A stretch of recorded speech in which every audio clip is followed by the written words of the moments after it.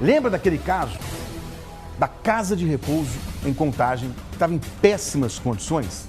Nós mostramos, acompanhamos esse caso aqui no Balanço Geral, foi no fim de maio. Agora, atenção, a Polícia Civil pediu o indiciamento do dono dessa casa de repouso por homicídio. Idosos viviam em condições precárias. Você está vendo aí, o local estava imundo. O repórter Gabriel Rodrigues também acompanhou essa história e ao vivo agora tem outras informações. Gabriel, então ele foi indiciado por homicídio. Bom dia, bem-vindo ao BG. Olá, Lair, bom dia para você e para quem está acompanhando o nosso BG. Pois então, a gente esteve nesse local, entramos com exclusividade no espaço e a gente conseguiu mostrar aí as cenas deploráveis do espaço onde esses idosos viviam. Em um determinado banheiro, por exemplo, tinham fezes penduradas em sacolas ali dentro. O cheiro era insuportável ali dentro do local. Cocô de rato em muitos desses espaços, ferros, madeira, tudo retorcido junto, empoeirado, sujo.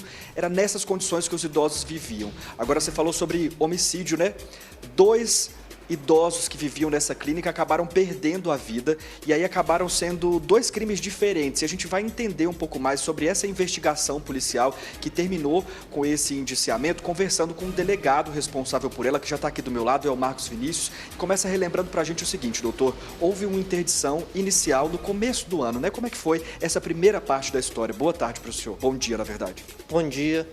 Em janeiro de 2025, a gente tomou conhecimento de um óbito de um senhor de 89 anos, onde foi acionado o SAMU, né, para atestar o óbito. Porém, negaram atestar o óbito, então a gente foi informado, né, que esse corpo seria encaminhado para o Instituto Médico Legal para verificar a causa-morte.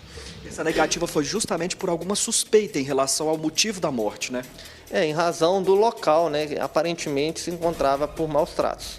Então, requisitamos, né, que o perito fosse até o local e durante a investigação a gente demandou aos órgãos municipais de Contagem para verificar se o local estava regular. Então, a gente foram ouvidos várias pessoas, né, funcionários, o gestor, a sua mãe. E no final da investigação a gente constatou, né, que em razão dos relatórios técnicos da vigilância sanitária, de laudos periciais, que o local se encontrava incompatível, né, para atendimento desses 37 idosos. E em razão, né, do óbito, tanto o filho e a mãe foram indiciados por maus tratos resultado de morte e 36 vezes por maus tratos em relação às demais vítimas. O senhor estava falando sobre essa questão dos órgãos da prefeitura, né? Vale a gente explicar para quem está acompanhando o nosso balanço geral agora a questão que se divide entre polícia e vigilância sanitária, por exemplo. A vigilância sanitária, ela esteve lá no local, ela interditou esse espaço enquanto a Polícia Civil dava sequência ali nas investigações dessa parte criminal relacionada ao caso. Só que a interdição realizada pela vigilância sanitária não foi cumprida por essa clínica. E aí, após esse descumprimento, é que outros crimes acabaram sendo verificados pela Polícia Civil, porque a gente parte para uma segunda interdição nesse espaço. A segunda a gente acompanhou, já foi em maio também, né, doutor? Então, dia 6 de maio teve o óbito de uma senhora, né, de 61 anos. Da mesma forma, né, o SAMU entendeu que seria uma morte suspeita. Então, foi encaminhado para o ML também, novamente, e requisitamos que a perícia fosse até no local. E nesse momento, né, o gestor já tinha ciência que o local já estava interditado, ou seja, não poderia estar funcionando. Então a vigilância sanitária determinou, né, a interdição e em razão dessa ciência, né, da função do garantidor, que ele era responsável por esses idosos, a gente entendeu por homicídio doloso em razão da função, né, de garantidor legal.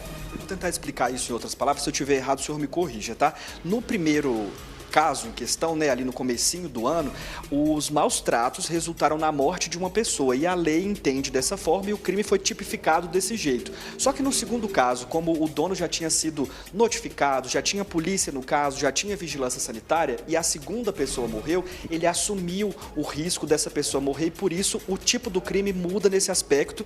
No primeiro foi ele e a mãe indiciados, mas nesse segundo apenas ele? Apenas ele. É bom, importante mencionar que a vítima caiu, né, no dia 3 de maio, 4 dias após, né, foi atestado o óbito, ou seja, 4 dias, né, para verificar o acionamento, né, de condições de saúde Então, a gente entendeu, né, por homicídio doloso em razão dessa assunção da responsabilidade e do descumprimento, né, da interdição do local. Doutor, a gente esteve lá no local nessa mesma época, né, em que essa segunda interdição aconteceu, e essa pessoa que morreu, de acordo com testemunhas, alguns funcionários que conversaram com a gente lá no local, pessoas que iam até aquela clínica, a pessoa que morreu estaria vivendo no meio dos ratos, literalmente, porque o espaço onde ela estava repleto de fezes de rato, e ela com ferimento aberto, vivendo ao longo desses 4 dias, entre a queda e a morte, nesse local. Eu não consigo descrever para vocês qual é o odor que aquele local tem,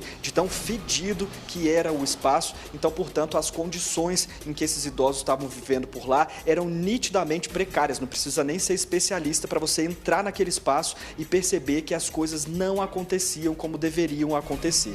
Só que a história não para por aí, porque no dia dessa interdição, quando algumas famílias foram até o local para pegar os idosos de volta, né, para levar eles para a segurança do lar ou encaminhar eles para outros espaços, uma família fez uma outra denúncia que está relacionada ao cartão do INSS, né? Exato. A filha de um dos idosos, né, ao receber esse idoso, questionou, né, o gestor onde estava o cartão do seu pai. Então, com essa informação, ele foi conduzido, né, para a Polícia Civil, onde teve sua prisão ratificada em flagrante.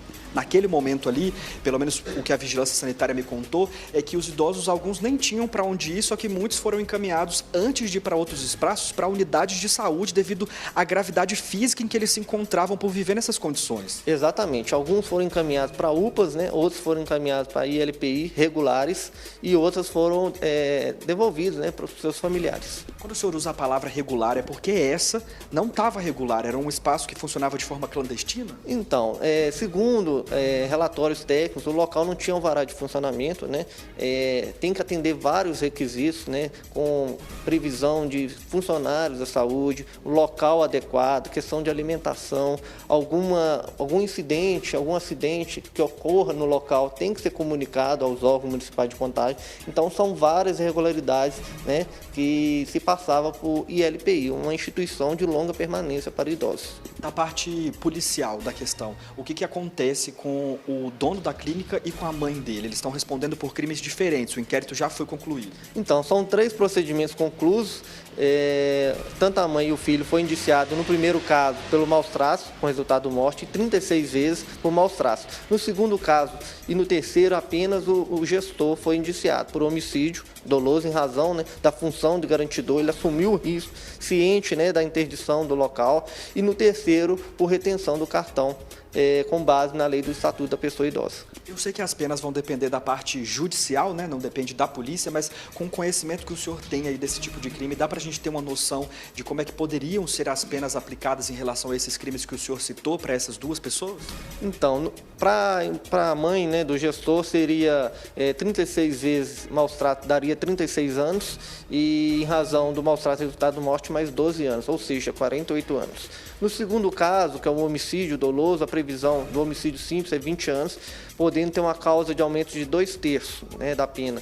E no terceiro caso, que é a retenção do cartão, seria a pena máxima em 4 anos. Vou fazer uma pergunta para o senhor que eu não combinei antes, não sei como é que o senhor vai fazer para me responder, mas me veio na cabeça agora. Houve a primeira interdição e nesse espaço onde houve a interdição, tanto a prefeitura, vigilância sanitária, polícia militar, polícia civil, estava todo mundo no caso e ainda assim o dono da clínica desrespeitou todas essas normas. Existe alguma forma de a gente tentar evitar que essas clínicas sejam reabertas, que os crimes continuem a acontecer? Ainda precisa se avançar em algum aspecto em relação a isso? Como é que funciona a parte burocrática dessa questão, doutor? Eu acho importante os familiares, né, ao procurarem o local, né, que pesquise, né, junto aos órgãos municipais se aquele local, né, tem alvará de funcionamento, se o local é compatível para o recebimento desse idoso. É o primeiro passo, né, para verificar então se o ente querido pode ser acomodado naquele local.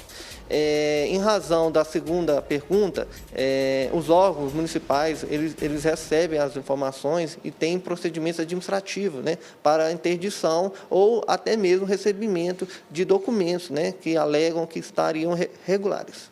Agora, o que efetivamente aconteceu com o dono dessa clínica? Ele foi conduzido até a delegacia, ouvido e depois liberado? Não. No terceiro caso, que é em relação à retenção do cartão, ele foi preso em flagrante, né? Então, posteriormente, ele foi liberado na audiência de custódia. O Lair está lá no estúdio, ele tem uma pergunta para o senhor. Justamente sobre isso. Então, os dois, ele e a mãe, estão hoje fora da cadeia? Só para deixar isso claro. Então, os dois respondem em liberdade, né? Foram representadas algumas cautelares para que no momento, né, no andamento do processo, caso o Ministério Público ou o Poder Judiciário entenda pertinente, a gente vai cumprir.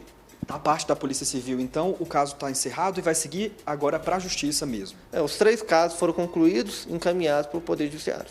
Doutor, muito obrigado pela entrevista, parabéns aí pelo trabalho do senhor, de toda a equipe que respondeu rápido a todos esses crimes. E a gente, claro, Laí, vai continuar acompanhando os desdobramentos dessa história, indo até essa clínica também, conversando com familiares, falando mais uma vez com a prefeitura, porque se eles estão em liberdade, a possibilidade de que esse local seja reaberto existe, porque assim foi em relação ao primeiro e o segundo caso. Nesse intervalo, ele reabriu a clínica e colocou mais uma vez uma série de idosos para enfrentar aí os perigos de viver num espaço tão horroroso quanto esse que a gente está mostrando aqui no Balanço Geral, né, Laí?